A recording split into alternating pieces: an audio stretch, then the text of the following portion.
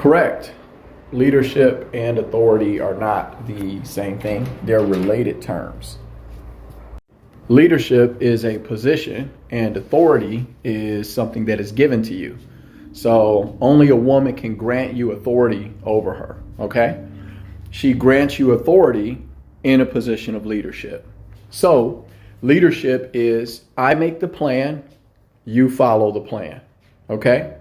Now, how good the plan is determines whether or not I'm a good leader or a bad leader. And it's up to you and your discernment as a woman and also the men of your family to determine whether or not you are submitting yourself and giving authority to a good leader. This is why fathers typically choose husbands, because a woman will choose the person that makes the man, that makes her, body go zing, right?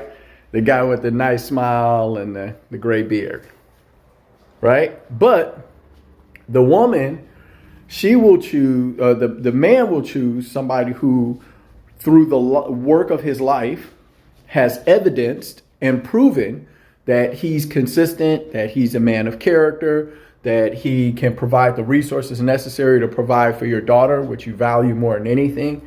The love that a man has for his daughter is very special. It's unlike any type of love you can have for any other person on the entire planet. And, we were made to love our daughters this way so that we would pick for them good suitors, good protectors, somebody that will protect them as vehemently as we protect them, right? And we're talking about men of character here. We're not talking about Pookies and Ray Rays. We're not talking about the catastrophization of relationships where we assume all these worst case scenarios. We're talking about good men and good women coming together under good faith and how they work together, right? Because that's got to be the goal and the standard, as opposed to us talking about worst case scenarios all the time. So we can take bad faith assumptions about one another and catastrophize the outcomes that haven't even happened, okay?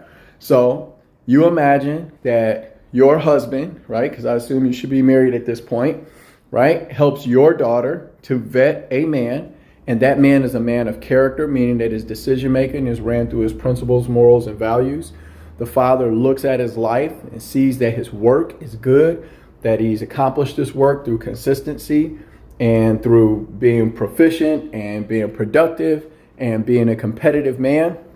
And then based off of that, the daughter, right, agrees with the father, hey, and then agrees to grant authority to this man as a leader.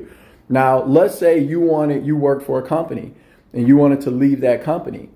You can leave that company, but while you work for it, you can't do what you want to do. You have to do what the boss says until you leave that company.